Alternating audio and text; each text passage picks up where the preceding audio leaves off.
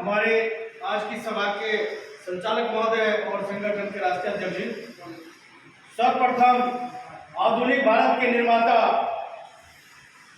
दलितों, मजलूमों और स्त्री के मुक्तिदाता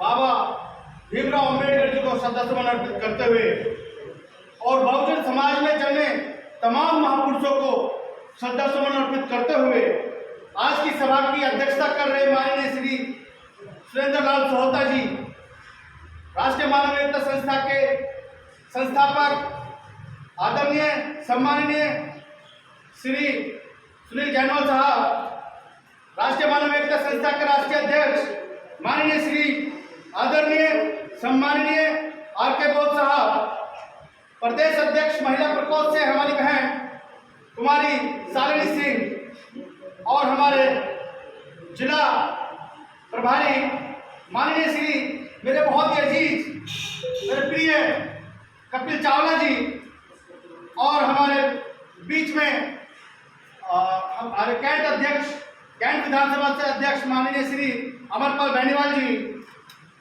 के.पी. सिंह साहब, नरेश फौजी जी, रजमन अध्यक्ष विनय लुक्सर जी, पद्मा बहन, रश्मि शर्मा जी, विनय लीडलाल साहब, अर्जुन करोतिया जी, और हमारे शुभम भाई, मास्टर जी, मनवीर, सौरव, भूषण जी, जयपाल सिंह जी, और आज के इस कार्यक्रम को संयोजक और इसका सही रूपरेखा तैयार करने वाले हमारे राष्ट्रीय प्रवक्ता माननीय श्री प्रकाश चंद साहब, आप सभी को मेरा जय भीम, नमो बुद्धाय। जोरदार से बोलेंगे, संघे शक्ति, संघे शक्ति। मेरे साथियों, हमारे बीच में हमारे वकील साहब, मैं नाम भूल गया था, माफी चाहूंगा। जिनका मैं नाम भूल चुका हूं उनके लिए माफी चाहूंगा साथियों, बीच में नहीं चुका है। राष्ट्रीय मानव एकता संस्था चूंकि एक जाति, धर्म, ऊंच नीच से ऊपर उठ करके मानवता की बात करने वाला संगठन है। राष्ट्रीय मानव एकता संस्था केवल मानवता और इंसानियत पर तवज्जो देने वाला संगठन है, बाबा साहब के मिशन को लेकर चलने वाला संगठन है। और संगठन ने जो आज की गोष्ठी रखी है, चूंकि संगठन में महीने के पहले सप्ताह में किसी न किसी पदाधिकारी के घर पर केवल संगठन के लोगों की मीटिंग, कार्यकर्ताओं की मीटिंग तय हुई है।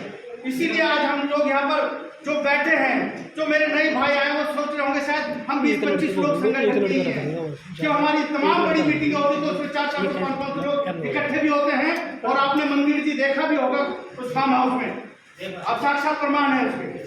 तो मेरे साथियों, क्योंकि एक गोष्ठी, विचार गोष्ठी संगठन के पदाधिकारियों के कार्यकर्ता की है, और आज का जो विषय है कि हम कहाँ थे, कहाँ हैं और कहाँ जा रहे हैं, तो मैं अपनी सोच से बताना चाहता हूं साथियों, हम कहाँ थे। हम देश के मूल निवासी शासक थे, हम देश के मूल निवासी शासक थे। उसमें जैसे सम्राट अशोक जैसे, चंद्रगुप्त मौर्य जैसे, और भी बहुत सारी बहुत लंबी लाइन है। हम देश के मूल निवासी शासक थे, हम देश के मूल निवासी संघर्षशील थे, हम देश के मूल निवासी क्रांतिकारी थे, हम देश के मूल निवासी आंदोलनकारी थे, जिसकी बदौलत आज हम यहाँ हैं।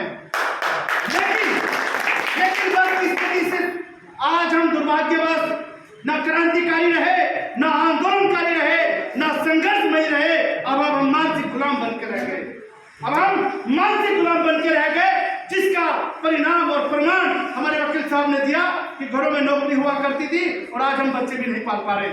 क्यों? क्योंकि हम मानसिक गुलामी के कारण आंदोलन नहीं कर पा रहे, हम मानसिक गुलाम होने के कारण क्रांतिकारी नहीं हो पा रहे।